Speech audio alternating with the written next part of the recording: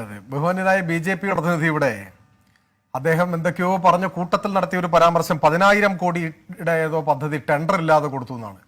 10,000 കോടി രൂപയുടെ ടെൻഡർ ഇല്ലാതെ കൊടുത്ത ആ പദ്ധതി ഏതാണ് എന്ന് എനിക്കൊന്ന് പറഞ്ഞു തരണം. ഈ ചർച്ച കഴിയുന്നതിന് മുമ്പായിട്ടൊന്ന് പറഞ്ഞു തന്നാൽ മതി. അദ്ദേഹം പറഞ്ഞു ഈ CAG ഉടായിപ്പൊന്നും പറയണ്ടെന്ന് പറഞ്ഞിട്ട് അദ്ദേഹം ഒരു ഭീഷണിയുടെ രൂപത്തിൽ എന്നോട് ഇത് ഇന്ത്യയുടെ ഭാഗമാണെന്ന് ഓർത്തോളന്ന്. ഏത് ഇന്ത്യ? ഈ ഇന്ത്യ എന്ന് പറയുന്നതേ ഞങ്ങളുടെ രാജ്യമാണ്. നിങ്ങൾക്കും എനിക്കും എല്ലാം തുല്യ അവകാശമുള്ള രാജ്യം. അങ്ങനെ ഞാൻ പറയുന്നത് എന്റെ മര്യാദ കൊണ്ടാണ്. സൂക്ഷ്മമായി നോക്കിയാൽ ഇന്ത്യ നിർമ്മിതിയിൽ ഒരു പങ്കുമില്ലാത്ത RSSന് എന്ത് അവകാശം? ഈ രാഷ്ട്രത്തിന്റെ സ്വാതന്ത്ര്യത്തിന് വേണ്ടി നിങ്ങൾ RSS നേതൃത്വം കൊടുത്ത ഒരു സ്വാതന്ത്ര്യ സമരം നിങ്ങൾ പറ. ഇപ്പോ വിഷയം അതല്ലാത്തതുകൊണ്ട് അത്രേ പറയുന്നുള്ളൂ. അതുകൊണ്ട് ഇന്ത്യ എന്ന് പറഞ്ഞ് നിങ്ങൾ കുറെ ഇന്ത്യയുടെ ആളുകളും CAG ഒന്ന് വിമർശിച്ചു കഴിഞ്ഞാൽ അപ്പൊ ഇന്ത്യ വിരുദ്ധമാക്കാനുള്ള ആ പരിപാടി അത് കയ്യിലിരിക്കട്ടെ, അതവിടെ വെച്ചാൽ മതി. പിന്നെ പലിശ ഉയർന്നതാണ്, കൊള്ളപ്പലിശ എന്ന് പറഞ്ഞു. പലിശ കൂടിയും കുറഞ്ഞൊക്കെ ഇരിക്കും. ഇപ്പോ പുതുതായി രൂപീകരിക്കപ്പെട്ട തെലങ്കാന സംസ്ഥാനത്തിന്റെ ആസ്ഥാനം അമരാവതിയിൽ വികസിപ്പിക്കുന്നതിന് വേണ്ടി അവരും ഇറക്കി ബോണ്ട്. എത്രയായിരുന്നു പലിശ എന്നറിയോ? ഈ പറയപ്പെട്ട 9.7 കൂടുതലാ, 10 കൂടുതലാ. അപ്പൊ ഇന്ത്യ രാജ്യത്ത് തന്നെ ഇപ്പോഴുള്ള മറ്റൊരു സംസ്ഥാനം നമ്മുടേതിന് തത്തുല്യമായ സമയത്ത് ബോണ്ട് ഇറക്കി സമാഹരിച്ച പലിശ നമ്മളെക്കാൾ കൂടുതലാണ്. അപ്പൊ പിന്നെ എങ്ങനെയാണ് നിങ്ങൾക്ക് ഇതിനെ വിമർശിക്കാൻ കഴിയുക? പിന്നെ എനിക്ക് ഈ ചർച്ചയിലെല്ലാം വരുന്ന ഒരു പ്രയാസം, ഇപ്പൊ തീക്ഷ്ണമായി നമുക്ക് ഏറ്റുമുട്ടാം, വാദപ്രതിവാദങ്ങൾ വരാം, ഒരു അതിർവരമ്പ് ലംഘിക്കാതെ നമുക്കൊക്കെ ഏറ്റുമുട്ടാം, അതൊക്കെ സ്വാഭാവികമാണ്. പക്ഷെ ബഹുമാന്യനായ BJP പ്രതിനിധി ഏത് ചർച്ചയിൽ വന്നാലും എത്ര താഴ്ന്ന നിലവാരത്തിലേക്കാണ് കാര്യങ്ങൾ കൊണ്ടുവന്നത്.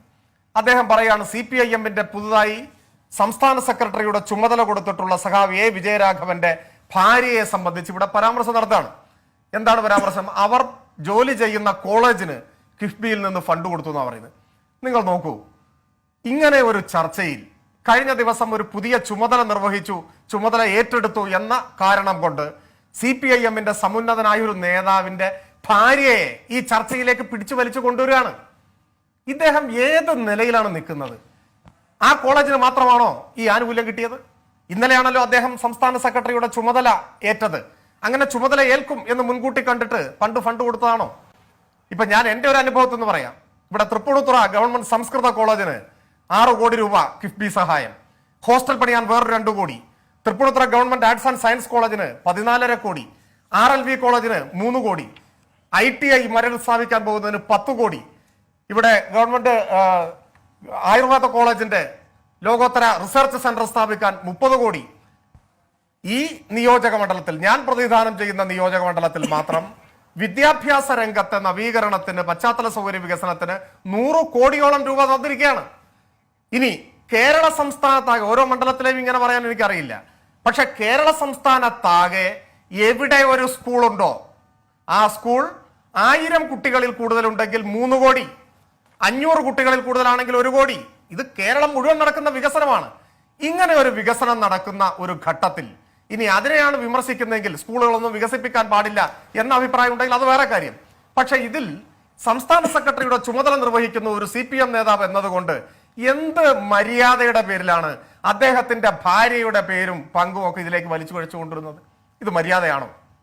ഞാൻ വിചാരിക്കുന്നു ഒരു ചർച്ചയിൽ ഏറ്റവും അനുചിതമായ രീതിയിലാണ് അദ്ദേഹം ഇത് കൈകാര്യം ചെയ്തത്. എന്റെ വിമർശനം, എന്റെ വിയോജിപ്പ് ഞാൻ ഈ ചർച്ചയിൽ രേഖപ്പെടുത്താൻ ഞാൻ ഈ അവസരം ഉപയോഗപ്പെടുത്തുകയാണ്.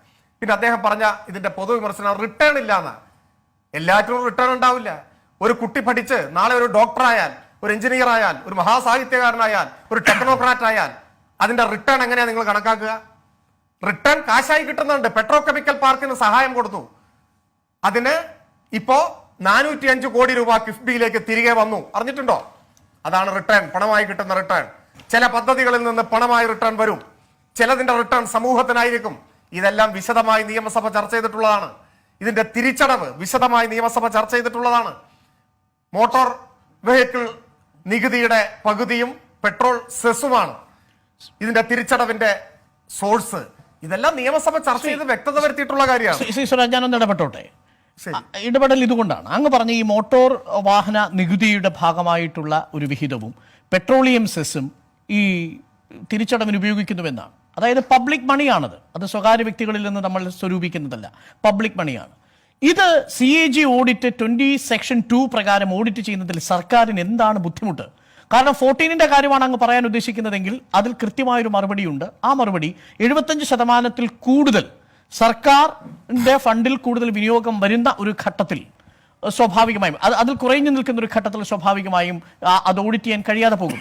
ഇപ്പോൾ സർക്കാരിന്റെ ഫണ്ട് 75% ഉള്ളത് കൊണ്ട് 14 ആവാം. പക്ഷേ നാളെ സർക്കാരിന്റെ ഫണ്ടിനേക്കാൾ കൂടുതൽ മസാല ബോണ്ട് വന്നാൽ സെക്ഷൻ 20 ഉപയോഗിക്കേണ്ടി വരും.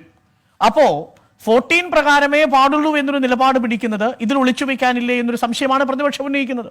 പ്രതിപക്ഷത്തിന് പല സംശയങ്ങളും ഉണ്ടാവും. ആ സംശയങ്ങളൊന്നും ഒരു കാലത്തും പരിഹരിക്കപ്പെടില്ല. ഇപ്പോ 14(1) പ്രകാരം ഓഡിറ്റ് നടന്നുകൊണ്ടിരിക്കുകയാണ്. 3 വർഷം 4 വർഷം ഓഡിറ്റ് നടക്കുന്നു. ഇപ്പോൾ നിലവിൽ കിഫ്ബി സംബന്ധിച്ച് എല്ലാ വരവും ചെലവും ഇത് പ്രകാരം പരിശോധിക്കാൻ സാധിക്കുന്നുണ്ട്. ഇനി ഭാവിയിൽ അങ്ങനെ വന്നാൽ ഇങ്ങനെ വരില്ലെന്ന് വെച്ചാൽ അത് ഭാവിയിലല്ലേ, നമുക്കത് ആലോചിക്കാം.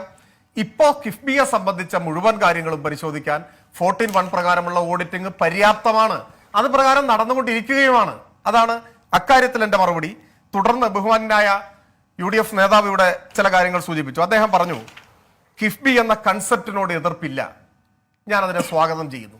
അദ്ദേഹം അങ്ങനെ പറഞ്ഞത് നന്നായി. പക്ഷേ നിയമസഭയിൽ അനുഭവം വേറെയാണ്. എല്ലാ UDF അംഗങ്ങളും പരിഹസിക്കുകയായിരുന്നു, പുച്ഛിക്കുകയായിരുന്നു. മലർപ്പൊടിക്കാരന്റെ സ്വപ്നം എന്നാ പറഞ്ഞത്. കിഫ്ബി വഴി ഇവിടെ ഒന്നും നടപ്പാകാൻ പോകുന്നില്ല എന്ന് ആക്ഷേപിക്കുകയായിരുന്നു. ഇദ്ദേഹം പറഞ്ഞതുപോലെ അല്ല ഞങ്ങളുടെ അനുഭവം. എന്നാൽ ഇപ്പൊ കിഫ്ബി വഴി നാട്ടിൽ വികസനം നടന്നു തുടങ്ങിയപ്പോഴാണ് ആ വാദഗതിയിൽ നിന്ന് മാറി അവനവന്റെ മണ്ഡലത്തിലുള്ള വികസനം കണ്ട് കണ്ണഞ്ചിയപ്പോ ഇപ്പോ കിഫ്ബിയെ മറ്റൊരു തരത്തിൽ ആക്രമിക്കാൻ ശ്രമിക്കുന്നു. മുമ്പ് ഇങ്ങനെയായിരുന്നില്ല. അതുപോലെ ഇദ്ദേഹം ഇവിടെ സൂചിപ്പിച്ചു ഈ സ്ട്രക്ചറൽ മാറ്റം ഉണ്ടായി എന്നൊക്കെ. ഈ സാങ്കേതിക വൈദഗ്ധ്യമുള്ളവർ പറയുമ്പോൾ ഇങ്ങനെയൊക്കെയാണ് പറയുക. പച്ചമലയാളത്തിൽ പറഞ്ഞാൽ എങ്ങനെയാണെന്ന് അറിയോ? മുൻപ് 2016 ഭേദഗതിക്ക് മുൻപ് കിഫ്ബി വഴി കടമെടുക്കുന്ന പണം ദൈനംദിന ചെലവുകൾക്ക് ഉപയോഗിച്ചിരുന്നു, സർക്കാരിന്റെ നിത്യനിദാന ചെലവുകൾക്ക് ഉപയോഗിച്ചിരുന്നു. ഇപ്പോ കിഫ്ബി വഴി സമാഹരിക്കുന്ന പണം നിത്യനിദാന ചെലവുകൾക്ക് ഉപയോഗിക്കുന്നില്ല. അങ്ങനെ ഉപയോഗിക്കാത്തത് ഈ മാറ്റം കൊണ്ടാണ്. അതാണ് ഈ സ്ട്രക്ചറിലെ മാറ്റം എന്നൊക്കെ പറഞ്ഞത്. അതോടൊപ്പം ഞാൻ പറഞ്ഞ പെട്ടെന്ന് അവസാനിപ്പിക്കാം. അതോടൊപ്പം എയിംസ് ആൻഡ് ഒബ്ജക്റ്റീവ്സിൽ ഒരു മാറ്റവും വരുത്തിയിട്ടില്ല. അടിസ്ഥാനപരമായി അത്തരം കാര്യങ്ങൾ മാറ്റമില്ല. എന്നാൽ ഇതിനുവേണ്ടി സമാഹരിക്കുന്ന പണം നിത്യച്ചെലവിന് ഉപയോഗിക്കരുത് എന്ന് നമ്മൾ തീരുമാനിച്ചിട്ടുണ്ട്. ഒറ്റ കാര്യം പറയുന്നു, ഇത് എവിടെയാണ് തീരുമാനിക്കുന്നതെന്ന് അദ്ദേഹം ചോദിക്കേണ്ടത്. അത് പ്രധാനപ്പെട്ട ഒരു ചോദ്യമാണ്.